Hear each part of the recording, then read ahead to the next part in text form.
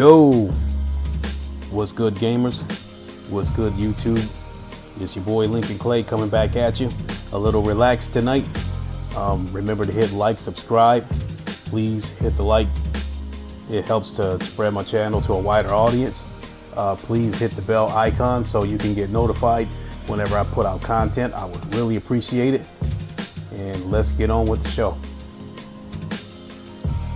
So, Game Pass still seems to be the hot topic. We all know how it works. You pay $10 a month to access a bunch of games. We all know that this is the first step to Microsoft becoming a games as a service company.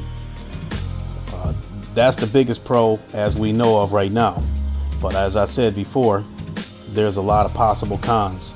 You know, price increase, quality of content, games of gold possibly being phased out, to name a few. You know, King Thrash and Ryan the Professional, they've covered a lot of other things. So if you want to check out their video, you know, I would pretty much advise you to go check out their videos to get the scoop on all of it. But to add a couple of more cons to it, since Game Pass was announced, all I heard people talking about is paying for 1 month and get out if a specific game they're looking for turns out to be garbage. They're not talking about having access to a great library. They're not saying, I can't wait to play this game. They're saying if a game is trash, I'll just cancel my membership. So that tells you what they think of Microsoft's library. So think about that for a minute. Microsoft has Sea of Thieves, State of Decay 2, and Crackdown 3 coming for 2018. And we don't know anything beyond that. And personally, I think all three of those games are going to be trash. And it seems to me like anybody who's not an Xbox fanboy believes the same thing.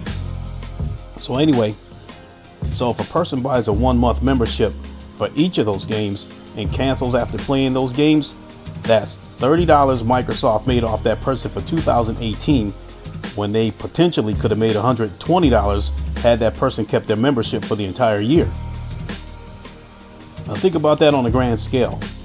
Let's say 1 million people subscribe to Game Pass. That's 10 million a month in revenue, with the potential of 120 million if those memberships are maintained throughout the year. And we know Microsoft they're eyeing the potential 120 million versus 30 million if those subscribers keep their memberships just long enough to try out those 3 exclusives. Do you really think that Microsoft will just let you jump in and out of this service whenever you feel like it? You know, the best way to get that potential $120 out of each member yearly is to keep them tied into the service and make it difficult for them to get out whenever they're ready to cancel. I mean, they're practicing that shit right as we speak. You know, I said it before, a couple of years ago. I bought a 1 month membership of Xbox Live from the Xbox dashboard. And I figured that would hold me off until I get to the store to buy a 1 year membership. Well, I forgot about it. So it goes into the second month, and it automatically renews and charges me for a second month.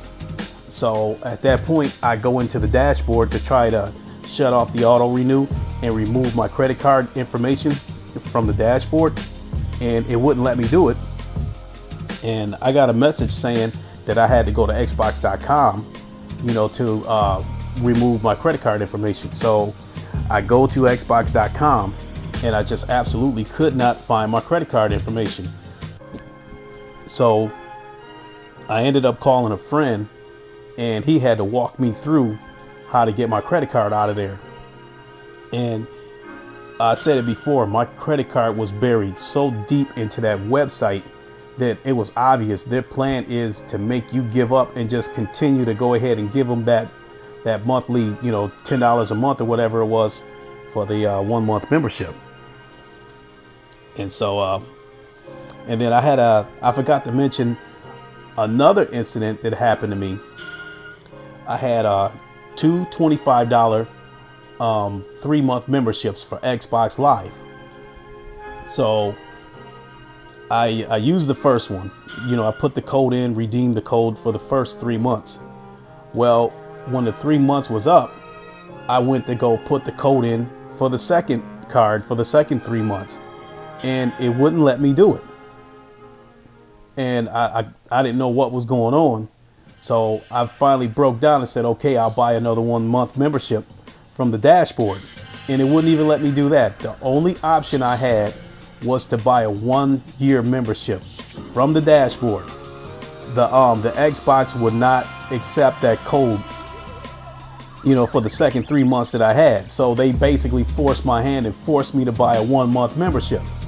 So if they're gonna do that to Xbox Live, do you really think for 1 minute that they won't pull that shit on Game Pass? And so, some other bullshit that I can see Microsoft pulling is the $10 a month that you pay would be a standard membership, and you have access to base games. So for $15 a month, you would get a gold membership, and that gets you access to downloadable content for all games. I can see them pulling some shit like that. $10 only gets you access to the base game, but for another $15 a month, then you get access to all the DLCs, not to mention all the bullshit microtransactions you're gonna have to deal with within this game. And then, as I said, once they get enough people locked into this shit, they're gonna make it hard for you to get out. So, I mean, it's like I said, if they let people jump in and out, they would probably get only half or even 1/4 of the potential yearly revenue that they're staring at. And we know how Microsoft thinks. They're trying to get every single dollar out of every single person. They're trying to get 100% potential out of you instead of 25 or 50% of it. So, what do you think? Will Microsoft put a catch in somewhere down the road? Feel free to let me know in the comments below. So, this is your boy Lincoln Clay. I'll holler at y'all. I'm out.